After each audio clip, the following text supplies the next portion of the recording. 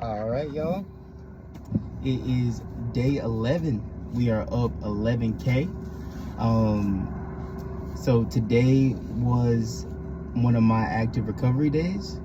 So what I did today was, first off, just go to the library and build social media. So my LinkedIn connections reset. So I got to send a new 100 connections for the week. Very happy to see that my connections from last week, I sent out 100 because that was the limit, and I actually got 60 that were accepted. So that is a 60%, literally exactly 60. So 60% success rate on that, which is awesome. Hopefully I get that again this week.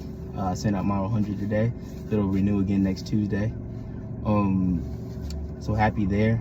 I also did some reworking on my 100-week plan for my physical schedule, because I did day one yesterday, which was my heavy lifting day, which was heavy barbell movements and everything, and just seeing how my body adjusts to that and being like, all right, cool. Basically on Mondays I want to just kind of really tighten up, get strong, but Tuesdays, on these active recovery days, I want to go and I want to make sure that my hips are loose and my shoulders are loose and everything, like to kind of just make sure that I'm building the muscle but I'm not getting tight. That's the biggest thing. And so that's what I'm about to go do now, and it's with some active recovery. It's freezing outside. It's literally 31 degrees. Not too excited about that, just because my running shoes, with the running shoes, they make sure that they filter air really well, which it's windy, so the air is my feet are gonna be freezing within like 20 minutes of being outside, and my active recovery takes about an hour. So this should be fun. I'm not really looking too forward to this weekend though, man. This weekend is supposed to snow again, and that's gonna be like my block start day and my max velocity day, and I just don't think it's smart. I don't know. When I release this, I really want to ask someone, like, this is the type of stuff that you get through experience, but I really want to ask someone, is it really smart to do max velocity when it's 25 degrees outside? Because I personally don't think it is. I mean, because my body might not be able to warm up all the way. And if I am ripping it at 60 meters, 70 meters, 80 meters at 100% intensity or 95% intensity, I don't think that's smart to do in 25 degree weather. Because we're not trying to get in shape here. I'm trying to reach my maximal output.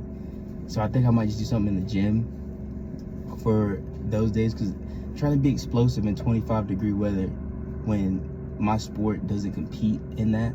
Like, I understand if a football player does it, because eventually you're gonna have to play a game in cold weather, but that's not the case for track and field. You might have to run in 45 degree weather at the coldest, but you're not going to be running in 25. You're not going to run any meet of any importance in 25 degree weather. That's never happened. I've never seen that. So I just don't think, I hate that I gotta kind of take it off this week, but I think the risk versus reward, I don't see a reward. I see, obviously when you don't, that's a whole week without max velocity, so that's what I'm losing there. But the risk is like a pulled hamstring, pulled quad, twisted ankle because my feet are freezing. I just don't see that being a benefit, but I do want to ask eventually someone to be like, hey, like, other athletes, do you guys do that? Do you guys go out there when it's freezing cold and do, like, because I can kind of understand some tempo work. Like, that's what I'm doing tomorrow. It'll be 35 degrees tomorrow, but I'm still going to do my tempo work because I'm going 70%, which kind of like a distance runner. Like, yeah, like cross country guys, they'll run in the snow, but they're not sprinting, or they'll sprint at the very end, which their bodies are completely hot already. But for the most part, they're not sprinting, they're doing long distance running.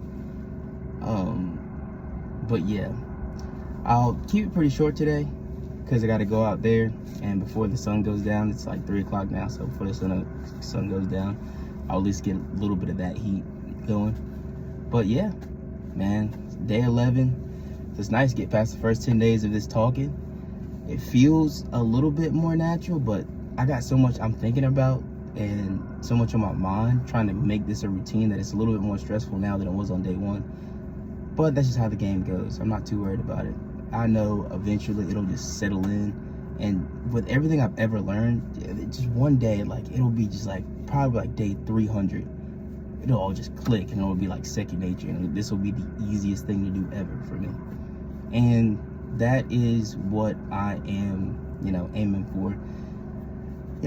Whether this is successful or not, and whether people watch this, I don't even care if no one watches the first 100 days. I still have 900 days to go, bro.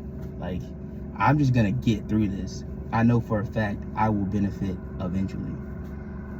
All right, that's it for day 11.